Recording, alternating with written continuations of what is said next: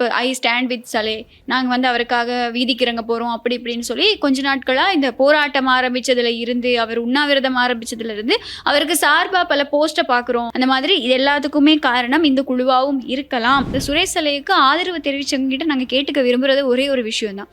கிட்டத்தட்ட 300 பேர் இல்லையா உயிரிழந்ததுக்கு எதுக்காக நீங்க போய் ஆதரவு தெரிவிக்கிறீங்க? அப்ப அவங்களுடைய உயிர்கள் எல்லாமே உயிர்கள் இல்லையா? போராட்டத்திலேயே ஒரு பௌத்த தேரர் வந்து அழகா சில விஷயங்கள் வந்து சொல்றாரு. என்ன அப்படின்னா, நம்ம நாட்டுல விட்டும் குண்டு வெடிக்கலையே, இத மாதிரி எத்தனையோ நாட்டுல வெடிச்சிருக்கு. சோ இது வந்து ஜஸ்ட் லைக் தட் அப்படின்ற மாதிரி அவர் வந்து சொல்றாரு. பட் அவருக்கு சொந்தக்காரங்க யாராவது அந்த ஆக்சிடென்ட்ல வந்து உயிரிழந்திருந்தாதான் அவருக்கு அந்த வழி வந்து புரியும். ஞானசார தேரர் இவர் எந்தெந்த மாதிரியான விஷயங்களுக்கு பெயர் போனவர் அப்படிங்கிறது எங்க எல்லாருக்குமே நல்லாவே தெரியும். அவர் மேலேயே பல வழக்குகள் நீதிமன்றத்துல இருக்கு. அவர் பல விஷயங்களை செஞ்சு இன்னும் நாளைக்கா இன்னைக்கா அப்படின்னு தான் வெளியில சுத்திக்கிட்டு இருக்காரு. தேரரா இருக்கீங்களா இருந்தா உங்களோட வேலை எங்க?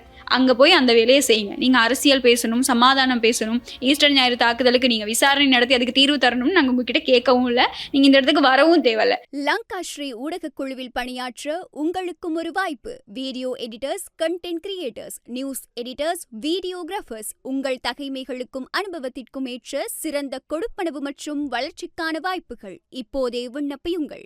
வணக்கம் கனுஷியா. வணக்கம், எப்படி இருக்கீங்க? நல்லா இருக்கேன் கனுஷியா, நீங்க எப்படி இருக்கீங்க? நானும் ரொம்பவே நல்லா இருக்கேன். நேற்று ஒரு சில தனிப்பட்ட காரணங்கள்னால என்னால் வர முடியலை. ஸோ எப்படி இருந்தாலும் நேற்று வந்து நீங்களும் டிஷானாவும் செஞ்சுருந்தீங்க, பார்த்தேன். ஸோ இன்றைக்கி வந்து நிகழ்ச்சியில் நிறைய விஷயங்கள் பேசுகிறதுக்காக இருக்குது. அதே மாதிரி நாட்டில் வந்து பல சம்பவங்கள் நடந்துக்கிட்டு இருக்குது அப்படின்னு தான் சொல்லணும். எதிர்கட்சிகள் எல்லாமே வந்து அப்படியே பயத்தில் எங்கே போய் ஒளிகிறதுன்னு தெரியாமல் நடுங்கிக்கிட்டு இருக்க மாதிரியான பல சம்பவங்கள் பதிவாகிட்டு இருக்கு. அந்த வகையில் இப்போது நாட்டில் நடந்துகிட்டு இருக்கக்கூடிய ஒரு மிகப்பெரிய ஒரு விஷயம் வந்து இப்போ சில தகவல்கள் மூலமா வெளியாகி இருக்கு அப்படின்னு தான் சொல்லணும்.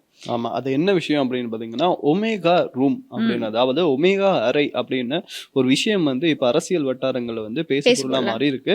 அது என்ன அப்படின்றது வந்து நம்ம இன்னைக்கு பார்த்துடலாம். அதே மாதிரி பாத்தீங்கன்னா, என் வீட்டுல நிறைய பிரச்சனை இருக்கும்போது நான் ஏன் இன்னொரு வீட்டுக்கு போயிட்டு அந்த வீட்டு பிரச்சனைக்காக உண்ணாவிரதம் இருக்கணும் அப்படின்ற மாதிரி ஒரு கேள்வி இருக்கும் இல்லையா? அந்த கேள்விக்கு யார் பதில் அப்படின்னு பாத்தீங்கன்னா, விமல் வீரவன்ச. அந்த சம்பவத்தையும் நீங்க நம்ம நிகழ்ச்சியில பார்த்துடலாம். ஓகே, அதே மாதிரி இப்போ மிக முக்கியமா இன்னொரு செய்தி வெளியாகி இருக்கு. என்ன அப்படின்னா, இந்த முன்னாள் ஜனாதிபதி மஹிந்த ராஜபக்ஷவோட மகன் யோஷித்த ராஜபக்ஷ மேல இன்னொரு ஒரு சின்ன வழக்கு வந்து முன்வைக்கப்பட்டிருக்கு அப்படின்னு தான் சொல்லணும்.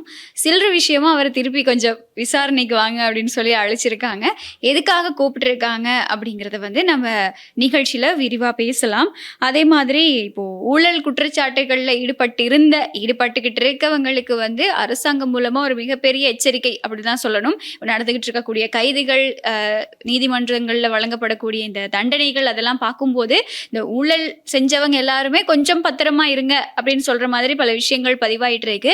மிக முக்கியமா சுரேஷ் சலேயோட நிலவரம் என்ன மாதிரி இருக்கு, அவரோட அடுத்த கட்ட விஷயங்கள் எப்படி போகுது. இப்ப நேற்றைய தினமும் வந்து நான் பார்த்தேன் செய்தியில வந்து அவ்வளவு நியூஸ் எல்லாம் வந்திருந்துச்சு. அது பண்ணாரு இது பண்ணாரு அப்படின்னு சொல்லி பார்லிமெண்ட் வந்து ஒரே பரபரப்பா இருந்துச்சு.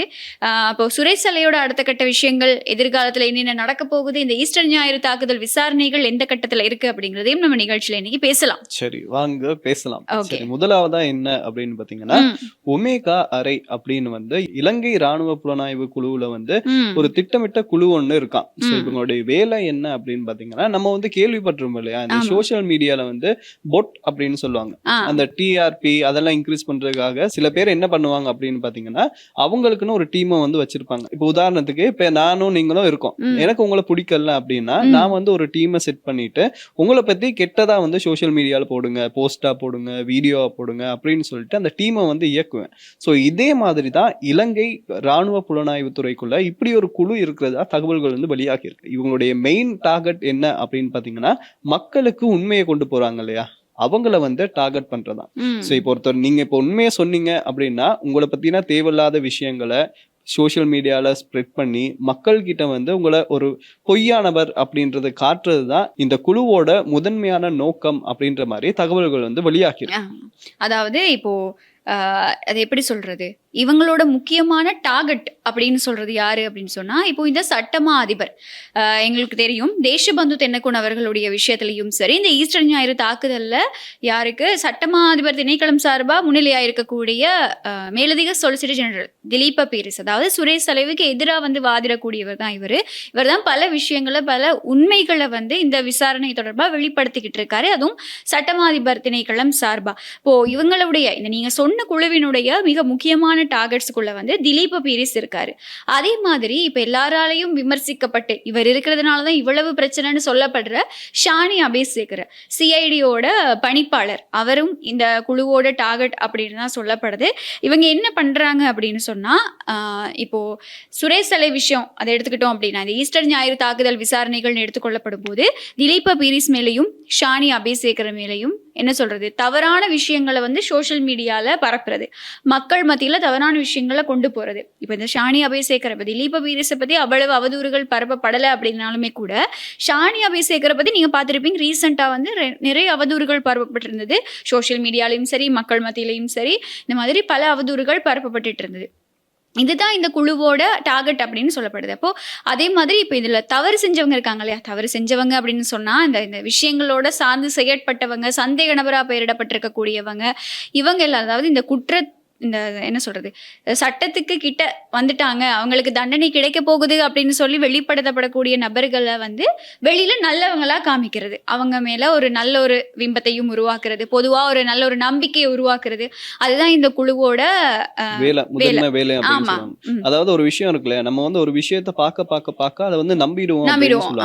அதே மாதிரி இப்ப சுரேஷ் சாலையா இருக்கட்டும், அவர் வந்து எந்த தப்புமே பண்ணாதவர் அப்படின்னு ஒரு சோசியல் மீடியா டீமை வச்சுட்டு இவங்க அந்த போஸ்டர் கிரியேட் பண்ண, வீடியோவை கிரியேட் பண்ண, பார்க்க மக்களுக்கும் அந்த டவுட் வந்துடும் இல்லையா, இவர் வந்து நல்லவர் போல, அப்ப அனுர அரசாங்கம் வந்து தேவையில்லாம இவர் மேல பழி போடுது அப்படின்ற மாதிரி ஒரு பிம்பத்தை வந்து உருவாக்கும் இல்லையா. சோ அதைத்தான் இவங்க வந்து இப்படி பண்றாங்க அப்படின்ற மாதிரி தகவல்கள் வந்து வெளியாகி இருக்கு. இது வந்து உறுதிப்படுத்தப்படாத தகவல்கள், எங்களுக்கு தகவல் கிடைச்சிருக்கத நாங்க வந்து பார்வையாளர்களோட ஷேர் பண்ணிக்கிறோம். அதாவது இப்போ இந்த தகவல்களை வச்சு பார்க்கும்போது ஒருவேளை இது ஆமா அப்படி இருக்கலாமோ அப்படிங்கிற பல சந்தேகங்கள் எழுப்பப்படுது. இதுக்கான காரணம் என்னன்னா, இப்போ இந்த குழு, இந்த ஒமேகா அரை அப்படின்னு சொல்லப்படக்கூடிய இந்த குழு என்ன பண்றாங்க அப்படின்னா, அது வந்து ஒரு ரகசிய சீக்ரெட் ரூம் அப்படின்னு தான் சொல்லப்படுது. இவங்க வந்து அரசு வளங்களையும் பணத்தையும் பயன்படுத்தி தான் இந்த செயற்பாடுகளை நடத்துறாங்க. அதாவது என் பணம், உங்க பணம், மக்களுடைய வரி பணத்துலதான் இது வந்து இயங்குறதாவும் சொல்லியிருக்காங்க. அதோட அந்த ரூம்ல வந்து நிறைய ஹைடெக் மிஷின்ஸ் எல்லாமே இருக்கும். இப்ப இவங்க இங்க இருந்தா வேலை செய்யறாங்க அப்படின்றத வந்து யாருமே கண்டுபிடிக்க முடியாத அளவுக்கு அந்த VPN யூஸ் பண்றதா இருக்கட்டும், ஹைடெக் இன்டர்நெட் வசதிகள் நிறைய இருக்கா. சோ இதை வச்சுதான் இவங்க வந்து பண்றாங்க அப்படின்னு சொல்றாங்க. பட் இதுல பண்றாங்க அப்படின்னு பாத்தீங்கன்னா நம்ம பணத்துலதான் அவங்க வந்து செய்யறாங்க. ஆமா, இது எல்லாமே வந்து ராணுவ தலைமையோட அறிவோடையும் அனுமதியோடையும் தான் நடந்துகிட்டு இருக்கு அப்படிங்கிற ஒரு விஷயம் வெளியாகி இருக்கிறது தான் இப்போ மிக மிக முக்கியமா பார்க்கப்படுது. அது மட்டும் இல்லாம இதுல வந்து இருக்கக்கூடிய மிக முக்கியமான இன்னொரு விஷயம் என்னன்னா, இதுல எல்லா ராணுவ அதிகாரிகளுக்கும் ஆக்சஸ் கிடையாது, எல்லாராலையும் போக முடியாது, எல்லாரும் இதுல வந்து செயற்படுறதுக்கு அனுமதியும் கிடையாது. அதாவது அவங்க மூலமா அனுமதி வழங்கப்பட்டு அவங்களுடைய அறிவை செக் பண்ணி அதுக்கப்புறம் தான் அந்த குழுல இணைஞ்சு வேலை செய்யறதுக்கு வாய்ப்புகள் வழங்கப்படுது அப்படிங்கிற ஒரு தகவலும் தான் வெளியாகி இருக்கு. இது எல்லாமே வந்து இப்போ பல தென்னிலங்கை ஊடகங்கள்லையும் இந்த செய்திகள் இப்போ பரவலா பேசப்பட்டு வெளிப்படுத்தப்பட்டு இருக்கு. ஸோ நாங்களும் இதை வெளிப்படுத்தியே ஆகணும் அப்படிங்கிற கட்டாயம் இருக்கு அப்படிங்கிறதுனால சொல்றோம். இப்போ நாங்க வந்து இந்த விஷயம், இந்த பொட்ஸ் அப்படிங்கிற விஷயம் இதோட ரிலேட்டடா இல்லையா போகுது, இதை பத்தி நம்ம ஏற்கனவே பேசியிருந்தோம். என்னன்னா, இந்த இனவாதத்தை தூண்டுற மாதிரி இந்த போஸ்ட் கீழே வந்து கமெண்ட் பண்றதா இருக்கட்டும், இதெல்லாம் இந்த போட்ஸ் மூலமா செய்யப்படக்கூடிய விஷயங்கள் தான் அப்படின்னு நம்ம பேசியிருந்தோம். இதே தான் இந்த சுரேஷ் சலே விஷயத்துலையுமே கூட, அவர் இப்போ ஐ ஸ்டாண்ட் வித் சலே, நாங்கள் வந்து அவருக்காக வீதிக்கு இறங்க போறோம் அப்படி இப்படின்னு சொல்லி கொஞ்ச நாட்களா இந்த போராட்டம் ஆரம்பிச்சதுல இருந்து, அவர் உண்ணாவிரதம் ஆரம்பிச்சதுல இருந்து அவருக்கு சார்பா பல போஸ்ட்டை பார்க்குறோம், அவர் செஞ்ச விஷயங்கள் அப்படின்னு சொல்லி பல பேர் பல விஷயங்களை சொல்றாங்க. அந்த மாதிரி இது எல்லாத்துக்குமே காரணம் இந்த குழுவாவும் இருக்கலாம் அப்படிங்கிற ஒரு தகவல் தான். இப்போ சிம்பிளா ஈஸியா சொல்லணும் அப்படின்னு சொன்னா, இந்த யுத்த காலத்துல துப்பாக்கிகளை பயன்படுத்திக்கிட்டு அதுக்கப்புறம் யுத்தம் நிறைவடைஞ்சதுக்கு அப்புறமா இந்த வெள்ளை வேன் கலாச்சாரம்னு ஒன்று இருந்தது இல்லையா, உண்மையை பேசுகிற ஊடகவியலாளர்கள் வந்து காணாமலாக்கப்பட்டாங்க. அவங்க எங்க அப்படிங்கிறது இப்போ வரைக்கும் தெரியல. அவங்களுக்கு என்ன நடந்தது, என்ன பண்ணாங்க அப்படிங்கிறது இப்போ வரைக்குமே எங்களுக்கு தெரியல. அன்னைக்கு அப்படியெல்லாம் இந்த இந்த விஷயங்கள் எல்லாம் செஞ்சுக்கிட்டு இருந்தவங்க தான் இந்த ட்ரிப்போலி பிளாட்டூன் அப்படின்னு சொல்லக்கூடிய ஒரு அமைப்பு. இதை பற்றி எல்லாருக்குமே தெரியும், எல்லாருக்கும் ஒரு நல்ல நாலேஜ் இருக்கும் இதை பற்றி. ஏன்னா அந்த அளவுக்கு அவங்களுடைய செயற்பாடுகள், அதாவது இந்த ட்ரிப்போலி பிளாட்டூன் அப்படிங்கிறது இந்த அரசாங்கத்தோட இருந்த ஒரு அமைப்பு இல்லையா.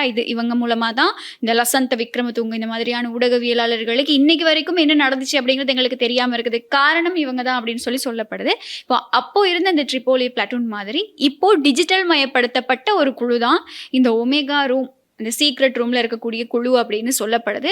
இப்போ அன்னைக்கு மாதிரியே தான் இன்னைக்கும் அச்சுறுத்தல்கள், அவதூறுகள், உளவியல், இந்த அமெரிக்கா ஈரான் யுத்தத்துலலாம் நாங்கள் பார்த்துருப்போம். ஈரான் ஒரு விஷயத்தை அட்டாக் பண்ணாமல் இருந்திருப்பாங்க, பட் அது பண்ணாங்கன்னு சொல்லி ஒரு செய்தி வரும். அதை வந்து சொல்லுவாங்க இந்த உளவியல் போர் அப்படின்னு சொல்லுவாங்க. மென்டலி வந்து நம்ப வைக்கிறது, மக்களை நம்ப வைக்கிறது, எதிர்த்தரப்பை நம்ப வைக்கிறது அப்படின்னு சொல்லுவாங்க. அதுதான் உளவியல் போர் அப்படின்னு சொல்லுவாங்க. அதே தான் இந்த விஷயத்துலையும் இவங்க கடைபிடிக்கிறாங்க. உளவியல் ரீதியா மக்களை வந்து நம்ப வைக்கிறாங்க அப்படிங்கிறது தான் இந்த விஷயத்தோட சாராம்சம் அப்படின்னு சொல்லலாம். ஸோ இதெல்லாத்தையும் பார்த்துட்டு வந்து நம்ம உடனே நம்பிடக்கூடாது. அதான் நாங்கள் இதில் வந்து சொல்ல வர்றோம். இப்போ சோஷியல் மீடியாவில் பார்க்குற பேசுகிற எல்லாத்தையுமே வச்சு நம்ம ஒரு முடிவுக்கு வந்துடக்கூடாது. எல்லாத்தையுமே வந்து நம்ம கொஞ்சம் அலசி ஆராயணும்.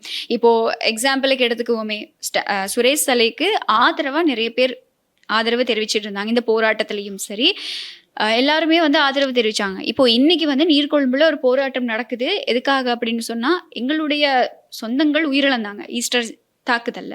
அப்போ நீங்க எல்லாருமே வந்து சுரேஷ் சலைவுக்கு ஆதரவா செயற்படுறீங்க, அந்த விசாரணைகளுக்கு வந்து முட்டுக்கட்டையா நிக்கிறீங்க. எங்களுக்காக பறிப்போன அந்த உயிர்கள் இருக்கு இல்லையா, அவங்களுக்கு யாரு பதில் சொல்லுவா அப்படிங்கிற ஒரு கேள்வி எழுப்பி நீர்கொழும்புல ஒரு போராட்டம் நடந்துகிட்டு இருக்கு. அப்போ இந்த விஷயம் வந்து இந்த சுரேஷ் சலைவுக்கு ஆதரவு தெரிவிச்சவங்க கிட்ட நாங்க கேட்டுக்க விரும்புறது ஒரே ஒரு விஷயம் தான். கிட்டத்தட்ட 300 பேர் இல்லையா உயிரிழந்ததுக்கு எதுக்காக நீங்க போய் ஆதரவு தெரிவிக்கிறீங்க? அப்ப அவங்களுடைய உயிர்கள் எல்லாமே உயிர்கள் இல்லையா? நீங்க எதுக்காக சுரேஷ் சலைக்காக ஆதரவு தெரிவிக்கிறீங்க? அவர் ஒரு சந்தேக நபர், அவர்கிட்ட விசாரணைகள் நடந்துகிட்டு இருக்கு. நேற்று பார்லிமெண்ட்ல அவ்வளவு விஷயங்கள் வெளிப்படுத்துறாங்க. இன்னைக்கும் அவருக்காக ஆதரவு தெரிவிக்கிறாங்க மக்கள் இல்லையா? இப்போ எதுக்காக அப்படிங்கிற ஒரு கேள்விதான் இருக்கு. இப்படி பண்றது மக்கள் மனதில் இப்ப பாதிக்கப்பட்டவங்களுக்கு ஒரு வருத்தமா இருக்கும் இல்லையா? ஆமா, வருத்தமா இருக்கும். மற்றபடி அவங்களுக்கு இந்த நீதி கிடைக்குமா இல்லையா அப்படிங்கிற ஒரு மிகப்பெரிய கன்ஃபியூஷன்லேயே அவங்க இருக்கிற மாதிரி ஆகும். 300 பேரோட உயிர் அப்படிங்கிறது இங்க யாருக்கும் சும்மா கிடையாது. சும்மா கிடையாது. ஆனா நேத்து நான் ஒரு வீடியோ ஒன்று பார்த்தேன்.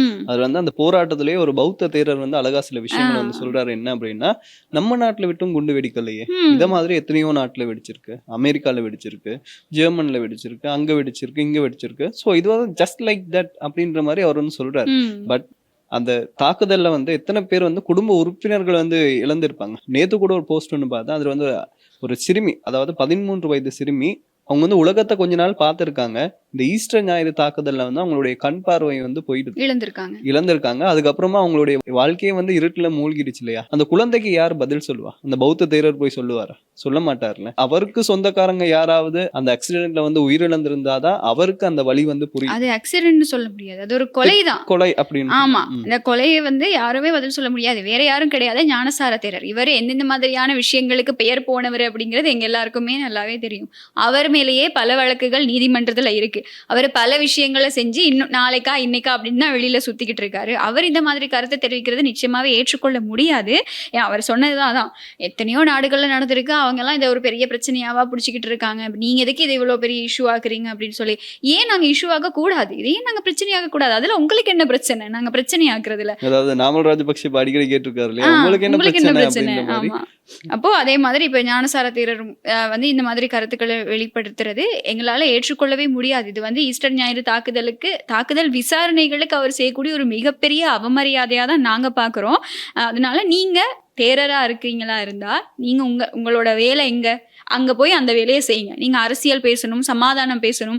ஈஸ்டர் ஞாயிறு தாக்குதலுக்கு நீங்கள் விசாரணை நடத்தி அதுக்கு தீர்வு தரணும்னு நாங்கள் உங்ககிட்ட கேட்கவும் இல்லை. நீங்கள் இந்த இடத்துக்கு வரவும் தேவையில்ல. நீங்கள் உங்கள் வேலையை மட்டும் பார்த்துக்கிட்டு இருங்க. மிச்ச வேலையை வந்து அரசாங்கம் செய்யும், சிஐடி அதிகாரிகள் செய்வாங்க. அந்த வீடியோ பார்க்கும்போது நிஜமாவே கோவம் வருது. ஏன்னா அந்த பாதிக்கப்பட்ட மக்களுக்கு அப்ப எப்படி இருக்கும்? ரோட்ல போனாரு அப்படின்னு சொன்னா அடிக்கிற அளவுக்கு அவங்களுக்கு வந்து கோவம் வரும் அந்த வீடியோவை பார்த்தா. சரி, ஓகே. இதுவே வந்து இந்த சம்பவத்துல உயிரிழந்திருந்தது அவங்களுடைய இனத்தை சேர்ந்தவங்களா இருந்தா இவங்க இப்படி கதைச்சிருப்பாங்களா? இல்ல. இதுல பாதிக்கப்பட்ட மக்கள் வந்து அவ்வளவு இதுவே ஒரு பன்சலையிலயோ ஒரு விகாரையிலயோ பௌத்த பிக்குகள் இருந்த ஒரு இடத்துலயும் இந்த மாதிரி ஒரு சம்பவம் நடந்திருந்தா இன்னைக்கு இவர் இந்த மாதிரி பேசி இருப்பாரா? இல்ல. அவருக்கு இதை பத்தின ஒரு அக்கறையே இல்லாததுக்கான காரணம் எங்க இவங்களுடைய பெயர் வந்துருமோ, இவங்க யாரை நம்பி இருக்காங்களோ அவங்களுடைய பெயர் வந்துருமோ, அவங்க இருந்தா தானே இவங்க இருக்கலாம் இல்லையா? அப்ப அவங்களோட பேர் வந்துச்சுன்னா எங்களோட அடையாளம் போயிரும் அப்படிங்கிற பயத்துலதான் இந்த மாதிரியான கருத்துக்களை சொல்லிட்டு இருக்காங்க. அதனால நீங்க பேசவே வேண்டாம், தயவு செஞ்சு நீங்க உங்க வேலையை மட்டும் பாருங்க அப்படின்னு தான் சொல்லணும். ஸோ இதுதான் சுரேஷ் சலேயோட இந்த விசாரணை விடயங்கள்ல வந்து நடந்துகிட்டு இருக்கு. மிக முக்கியமா இன்னொரு தகவல் என்ன அப்படின்னா, இந்த சுரேஷ் சலேயோட உடல்நிலை இதுதானே இப்போ ரீசெண்டாக இவ்வளோ பிரச்சனைக்கு காரணமும் அதுதானே. இப்போ என்னன்னா, அவருடைய இந்த உடல்நிலையை வந்து பரிசோதிச்சு ஒரு முழுமையான அறிக்கை தரணும்னு சொல்லி 5 வைத்தியர்களை நியமிச்சிருக்காங்க. இந்த 5 வைத்தியர்களும் வந்து விசேட வைத்தியர்கள் அப்படின்னு சொல்லப்படுது. ஆனா இப்ப இதுலயும் ஒரு சிக்கல் இருக்கு. அது என்ன சிக்கல் அப்படின்னு பாத்தீங்கன்னா, அந்த 5 வைத்தியர்களுமே அரசாங்கத்தினுடைய ஆட்களாக இருக்காங்க அப்படின்ற மாதிரி இப்ப எதிர்கட்சிகள் வந்து சொல்ல ஆரம்பிச்சிட்டாங்க. அதாவது நீங்க போராட்டம் பண்றீங்க என்ன அப்படின்னா, அவர் வந்து சித்திரவதைப்படுத்தப்பட்டாரு அப்படின்னு போராட்டம் பண்றீங்க. சோ இதுக்கு சரி அவர் உண்மையே சித்திரவதைப்படுத்தப்பட்டாரா இல்லையா அப்படின்றதுக்காக வைத்தியரை வச்சு ட்ரெஸ் பண்ணி பார்ப்போம் அப்படின்னு சொன்னோன்னே, இப்ப என்ன கொண்டு வராங்க அப்படின்னு பாத்தீங்கன்னா, இல்ல இந்த வைத்தியர்களே அரசாங்கம் பண்ண செட்டப் அப்படின்ற மாதிரி அவங்க வந்து கொண்டு வராங்க. சோ இப்ப என்ன சொல்ல வராங்க அவங்க வந்து புரியல. அதாவது இப்ப நேற்றைய தினம் நீதிமன்றத்துல தான் இதுக்கு முன்னாடியே திலீப் பிரி சொல்லியிருந்தாரு, இவருக்கு இவ்வளவு எல்லாம் சித்திரவதை செய்யறாங்கன்னு சொல்லியிருக்காங்க. ஆனா இவர் நிஜமாவே சித்திரவதை படுத்தினாங்களா அப்படிங்கறத வந்து நாங்க ஒரு 5 டாக்டர்ஸை வச்சு நாங்க ஒரு அறிக்கை எடுத்து பார்ப்போம், ஒரு முழுமையான வைத்திய அறிக்கை எடுத்து பார்ப்போம் அப்படின்னு சொல்லி அவர் வந்து சொல்றாரு. அவரோட அந்த ரிக்வெஸ்ட்டை கொழும்பு கோட்டை நீதவான் நீதிமன்றம் எக்ஸெப்ட் பண்ணிட்டு நேற்று தினம் ஒரு உத்தரவு பிறப்பிக்கிறாங்க. சரி, இவங்க தான் டாக்டர்ஸ், இவங்க தான் இவரை பரிசோதிக்க போறாங்க, இவங்க கொடுக்குற அறிக்கை தான் இனி அறிக்கை. இதுல தான் தெரிய வரும் இவர் சித்திரவதைக்கு உட்படுத்தப்பட்டிருக்காரா இல்லையா, என்ன உண்மை அப்படிங்கிறது தெரிய வரும் அப்படின்னு சொல்லி இது ஒரு கோர்ட் ஆர்டர். இந்த கோர்ட் ஆர்டரை இப்போ சில பேர் விமர்சிச்சுக்கிட்டு இருக்காங்க. இல்லை, இவங்கெல்லாம் வந்து அரசாங்கத்தோட டாக்டர்ஸ், இவங்க அரசாங்கத்துக்காக செயற்படுறவங்க அப்படின்னு சொல்லி இந்த ஒவ்வொரு வைத்தியரோட பெயர்களை வந்து சோஷியல் மீடியாவில் போட்டு அவங்கள விமர்சிச்சுக்கிட்டு அவங்க சரியான தீர்வு வழங்க மாட்டாங்க, அவங்க வந்து அரசாங்கத்துக்கு ஏற்ற மாதிரி தான் அறிக்கை கொடுப்பாங்க அப்படின்னு சொல்லி பல அவதூறுகளை வந்து பரப்ப தொடங்கி இருக்காங்க. இப்போ இது எங்க டார்கெட் ஆகும் தெரியுமா? இந்த வைத்திய சமூகம் மேல இது ஒரு டார்கெட்டா போய் முடியும். நீங்க எப்படி டாக்டர்ஸை இப்படி இழிவுபடுத்த முடியும், அவதூறு படுத்த முடியும் அப்படின்னு சொல்லி டாக்டர்ஸுக்கு வந்து இது ஒரு டார்கெட்டா இருக்கும். அவங்க அந்த பக்கமா வந்து கேள்வி கேட்க ஆரம்பிப்பாங்க, நீங்க எப்படி இப்படி பேசுறீங்க அப்படின்னு. இந்த மாதிரி பிரச்சனையா ஆரம்பிக்கணும் அப்படின்னு ஏதாவது பண்ணிக்கிட்டு இருக்காங்க. ஒட்டு மொத்தத்தில் இவங்களுக்கு சொல்யூஷன் வேண்டாம், அதுதான் தெரிய வருது. ஸோ இதெல்லாம் பார்த்துக்கிட்டு இப்போ வைத்திய சமூகம் சும்மா இருக்குமான்னு கேட்டால் நிச்சயமாக கிடையாது. இவங்க சார்பாக வந்து முன்வர ஆரம்பிப்பாங்க அப்படி இப்படின்னு சொல்லி. இப்போ இந்த விசாரணைகள் எல்லாமே எப்படி பிரச்சனையை உருவாக்குறது, எப்படி எதிர்கட்சி எல்லாமே சேர்ந்து இந்த குட்டையை குழப்புறது அப்படின்னு தான் பிளான் பண்ணிக்கிட்டு இருக்காங்க. ஆனாலும் அரசாங்கம் தெளிவாக தான் இருக்குது. ஈஸ்டர் ஞாயிறு தாக்குதல் விவகாரம் அந்த விசாரணை தொடர்பாக முழுமையான நீதி வந்து மக்களுக்கு நிலைநாட்டப்படும் அப்படிங்கிறதுல வந்து அரசாங்கம் ரொம்ப தெளிவாக இருக்குது அப்படிங்கிறத சொல்லிக்கணும். ஸோ மிக விரைவில் நீதி கிடைக்கும் அப்படின்னு நம்ம வந்து எதிர்பார்க்குற இந்த நேரத்துல பாத்தீங்கன்னா, நான் ஆரம்பத்திலேயே வந்து சொல்லியிருப்பேன் இல்லையா, இப்ப என்னோட வீட்லயே 1008 பிரச்சனை இருக்கும்போது நான் என்ன பண்றேன் அப்படின்னு பாத்தீங்கன்னா, பக்கத்து வீட்டுல வந்து எட்டி பார்த்துட்டு சரி அந்த வீட்டுல அந்த பிரச்சனை இருக்கு, சரின்னு சொல்யூஷன் கொடுக்கலாம் அப்படின்னு போயிட்டு சாப்பிடாம உட்கார்ந்து நிறைய விஷயங்கள் வந்து பண்ணிக்கிட்டு இருக்கேன். சோ இத மாதிரி தான் ஒருத்தர் பண்ணிக்கிட்டு இருக்காரு. அவர் யார் அப்படின்னு பாத்தீங்கன்னா விமல் வீரவன்ஸ். இவர் வந்து என்ன சொல்றது, கொஞ்ச நாளைக்கு முன்னாடி எங்க இருந்தாருன்னே தெரியல, இப்போ வந்து இவர் தான் இப்ப அடிக்கடி நியூஸ் வந்து கொடுத்துக்கிட்டு இருக்காரு. எப்படி சொல்றது, விழுந்து எலும்பி பாப்புலர் ஆனவர் அப்படின்னா அது வந்து விமல் வீரவன்ஸ் தான். விழுந்தாலும் மீசையில மண்ணோட்டல அப்படின்னு சொல்லலாம். பட் என்ன சொல்றது, அந்த விழுந்ததுதான் ஹைலைட். அதுக்கப்புறம் அவருடைய வாழ்க்கையே மாறிடுச்சு அப்படின்னு சொல்லலாம். அந்த இது தெரிஞ்சிருந்தா அவர் எப்பயோ விழுந்திருப்பாரு. ஆனா என்ன கொஞ்சம் லேட்டா விழுந்துட்டாரு. சரி, இப்ப என்ன சம்பவம் அப்படின்னு பாத்தீங்கன்னா, அவருடைய வைஃப் இருக்காங்க, சசி வீரவங்ச அப்படின்றவங்க வந்து இருக்காங்க. அவங்க வந்து என்ன பண்ணிருக்காங்க அப்படின்னு பாத்தீங்கன்னா, ஒரு முறையற்ற விதத்துல ஒரு கடவுச்சீட்டு ஒண்ணு வச்சிருந்திருக்காங்க. அப்போ இந்த கேஸ் வந்து 2022 நடக்கும் போது இவங்களுக்கு வந்து ஒரு தீர்ப்பு கொடுத்திருக்காங்க. என்ன அப்படின்னு பாத்தீங்கன்னா, 2 வருட சிறை தண்டனையும் ஒரு அபராதமும் வந்து விதிச்சிருக்காங்க. அப்ப அவங்க வந்து இந்த தீர்ப்புக்கு எதிராக வந்து மேன்முறையீடு பண்ணும்போது நீதிமன்றம் என்ன பண்ணிருக்கு அப்படின்னு பாத்தீங்கன்னா, அந்த முறைப்பாட்டை வந்து தள்ளுபடி பண்ணி அவங்களுக்கு சிறை தண்டனையை வந்து உறுதி செஞ்சிருக்கு. சோ ஆக மொத்தத்துல பாருங்க, இப்ப என் வீட்டுல ஒருத்தவங்க இருக்காங்க அப்படின்னா, சரி எங்க அண்ணாவோ தம்பியோ அப்படின்னு இருக்காங்க, அவங்களுக்கு பிரச்சனைனா நான் என்ன பண்ணுவேன், என் அண்ணனுக்காக நான் வந்து சாப்பிடாம இருப்பேன், ரோட்ல இறங்கி ரோட்ல இறங்கி போராடுவீங்க, போராடுவேன், டென்ட்ல உட்கார்ந்து இருப்பேன், இப்படி எல்லாமே பண்ணுவேன். குரல் ஆனா கொடுப்பீங்க. குரல் கொடுப்பேன் அப்படின்னு ஆ. சொல்லலாம். ஆனா இவர் என்ன அப்படின்னு பாத்தீங்கன்னா வைஃபுக்காக எதுவுமே பண்ணல, வேற யாருக்காகவோ போயிட்டு சாப்பிடாம எல்லாம் இருந்து, அதுவும் ஷிஃப்ட் பேசிக்ல தெரியும் தானே, நான் வந்து பகல் சாப்பிடாம இருக்கேன், நீ நைட்டு சாப்பிடாம இரு. இப்ப 2 வேளைக்கும் ஒண்ணா சாப்பிட்டா கொஞ்ச நேரத்துக்கு நம்ம சாப்பிடாம இருக்க முடியும்ல.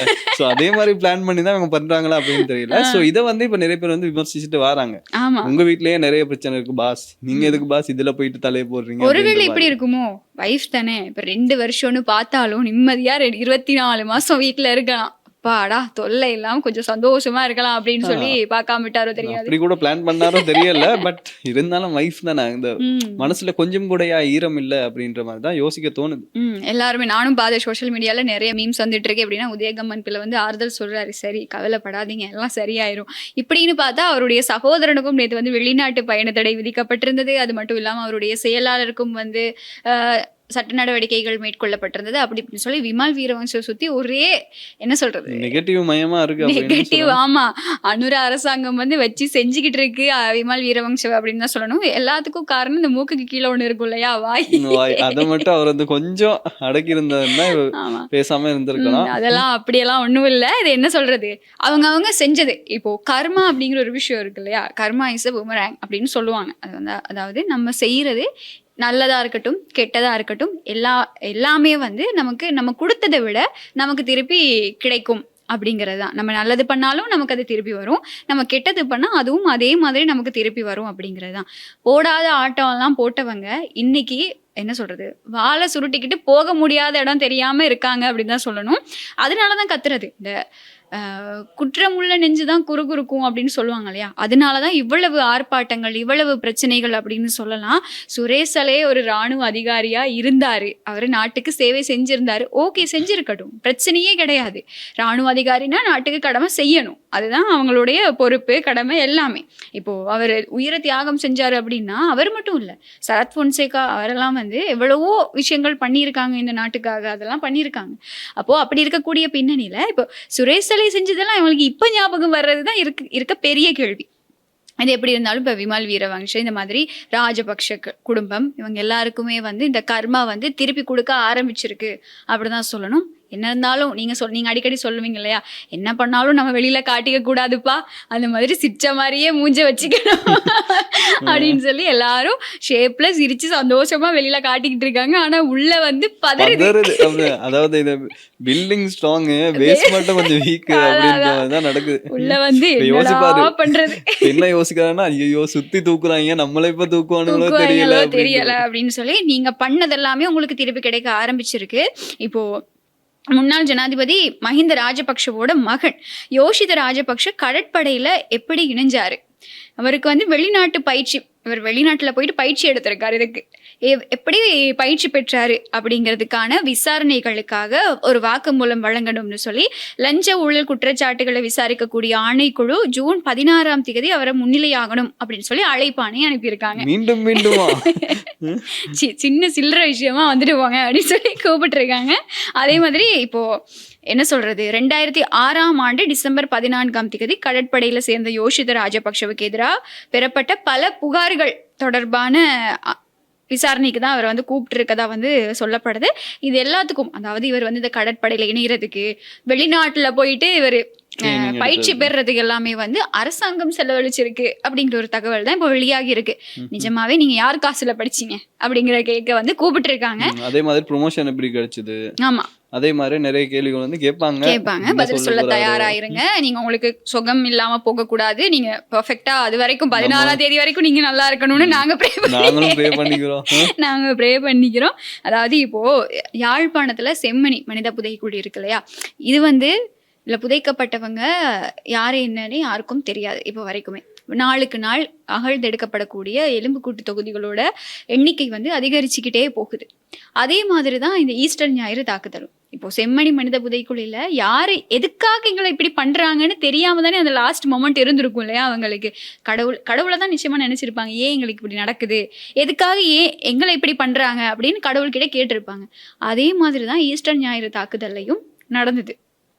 அவங்க என்ன சொல்றது, கடவுள் வந்து உயிர் தெழுந்தனால அவங்க செலிப்ரேட் பண்ணுறதுக்காக சர்ச்சுக்கு போயிட்டு, அதுவும் வழிபடுற கடவுளை கும்பிட்றதுக்காக போனவங்க எல்லாருமே அந்த இடத்துல வந்து உயிரிழக்கிறாங்க. அவங்களுடைய கடைசி மொமெண்ட்டும் கடவுள்கிட்ட அந்த கேள்வியை கேட்டிருப்பாங்க நிச்சயமா. பல பேர் வந்து இந்த காயத்திலிருந்து வெளியில இப்போ வரைக்குமே நீங்க சொன்ன மாதிரி கண் பார்க்க முடியாம, கை இல்லாம, கால் இல்லாம, என்னென்னமோ நடந்து ஃபியூச்சரையே இழந்துட்டு இருக்கவங்க இருக்காங்க. அவங்க டே டு டே கேட்கறது என்னவா இருக்கும்? கடவுளே ஏன் எனக்கு இப்படி நடந்துச்சு, ஏன் நீங்க பார்க்கல, இப்படிதானே கேட்டிருப்பாங்க இல்லையா? நிச்சயமா நாங்களா இருந்தாலும் கடவுள்கிட்ட தானே பிளேம் பண்ணுவோம். இவ்வளோ இந்த கேள்விகளுக்கு தான் இப்போ கடவுள் பதில் கொடுத்துக்கிட்டு இருக்காரு அப்படின்னு தான் நான் சொல்லணும். இயற்கை கிட்ட இருந்து யாருமே தப்பிக்க முடியாது. அந்தந்த மொமெண்ட்டுக்கு நீங்க உங்களுடைய சுய லாபங்களுக்காக பொய்க்கு மேல பொய் சொல்லி ஒரு விஷயத்த மறைக்கலாம். ஓகே, அதை நாங்க எக்ஸெப்ட் பண்ணிக்கிறோம். ஆனா கடைசி வரைக்கும் உண்மை வெளிவராம இருக்காது. இயற்கை கிட்ட இருந்து யாருமே தப்பிக்க முடியாது. இந்த உலகத்துல வந்து இந்த பிரபஞ்சத்துல இயற்கைன்னு ஒரு விஷயம் இருக்கு இல்லையா, அது கட்டாயம் திருப்பி எங்களுக்கு கொடுக்க ஆரம்பிக்கும். அதுதான் இப்ப இங்க இருக்க எல்லாருக்குமே நடந்துகிட்டு இருக்கு. கடவுளேன்னு இந்த பாதிக்கப்பட்டவங்க எல்லாருக்குமே வந்து நீதி நிச்சயமா வந்து நிலைநாட்டப்படும். அதுல எந்த விதமான சந்தேகமும் கிடையாது. இப்போ இருக்கக்கூடிய கவர்மெண்ட் வந்து என்ன சொல்றது, அந்த விஷயங்களுக்கு ஒரு தடையா இல்லை.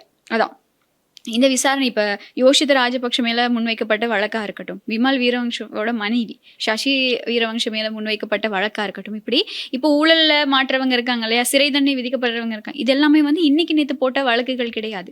இது நீங்க பாத்தீங்கன்னா தெரியும், 2023ஆம் ஆண்டு தொடர்ந்த வழக்கு, 20ஆம் ஆண்டு தொடர்ந்த வழக்கு அப்படின்னு இருக்கும். அதுக்கு இப்ப சரியா விசாரணை நடந்து சிறை தண்டனை கிடைக்கு சட்டம் செயற்பட காரணம் இப்ப இருக்க கவர்மெண்ட் வந்து அந்த விசாரணைகளுக்கு தடையா இல்லை. சட்டம் வந்து சுயாதீனமாக செயற்படுது. அதுக்கு வந்து பெரிய பெரிய அதிகாரிகளோட அழுத்தம் இல்லை. நீங்கள் வந்து இதை பண்ணக்கூடாது, நீங்கள் இந்த இடத்துக்கு போகக்கூடாது, ஒரு இடத்துல போராட்டம் நடக்குதுன்னா போலீஸ் வந்து அங்கே போகக்கூடாது அப்படின்லாம் அதிகாரம் பண்ணுறதுக்கு அப்படி யாருமே இல்லை. இப்போ இருக்கவங்க எல்லாருமே வந்து சரி நீங்கள் பண்ணுங்க அப்படின்னு சொல்லி சுயாதீனமாக அந்த விசாரணைகளுக்கு இடம் கொடுத்துக்கிட்டு இருக்கக்கூடியவங்க தான் இப்போ இருக்கக்கூடிய அரசாங்கம். அதனால மக்கள் எதுக்குமே பயப்பட தேவையில்லை அப்படின்னு நான் நினைக்கிறேன். இந்த நடக்கிற விஷயங்கள் எல்லாம் பார்க்கும்போது ஒரு விதத்தில் எத்தனையோ பேரோட கண்ணீர், 30 வருஷமா இந்த போரால எவ்வளவோ அவதிப்பட்டவங்க இருக்காங்க இல்லையா, அதாவது இந்த எங்களுக்கு தமிழர்களுக்கு இழைத்த கொடுமைகளை சொல்றேன். அப்ப அதனால அநீதிகள் இழைக்கப்பட்டவங்களுடைய கண்ணீருக்கு பதில் கிடைச்சிக்கிட்டு இருக்கு. முக்கியமா இந்த ராஜபக்ஷ தரப்பு, இந்த ராஜபக்ஷ குடும்பத்தோட அவ்வளவு அட்டூழியங்களுக்கும் வந்து ஒரு முற்றுப்புள்ளி வைக்கப்படும் அப்படின்னு சொல்லி எதிர்பார்க்கப்படுது. ஸோ வெயிட் பண்ணி பார்க்கலாம். காலம் எல்லாத்துக்குமே பதில் சொல்லுமாமா. நீங்க தான் சரியான வார்த்தையை சொல்லியிருக்கீங்க. காலம் வந்து நிச்சயமா எல்லாத்துக்குமே பதில் சொல்லும். அதுக்கு வரைக்கும் நம்ம வந்து காலத்துக்கிட்ட எல்லாத்தையுமே கைவிட்டு வெயிட் பண்ணி பார்த்துக்கிட்டு இருக்கணும் அப்படிங்கிறது தான் என்னைக்கு இருந்தாலும் உண்மை நிச்சயமா வெளிவரும் அப்படிங்கிறத சொல்லிக்கிட்டே, ஸோ இந்த செய்திகள் தான் இன்னைக்கு இருக்கு. மிக முக்கியமா நடந்த விஷயங்கள் எல்லாத்தையுமே நம்ம பேசியிருக்கோம் அப்படின்னு சொல்லி நினைக்கிறேன். இதே மாதிரி நாளைக்கு என்னென்ன நடந்திருக்கு அப்படின்றது பேசுறதுக்கு நாங்க தயாரா இருக்கோம். ஓகே, நாளை தினமும் நிகழ்ச்சியோட சந்திக்கலாம். Bye bye.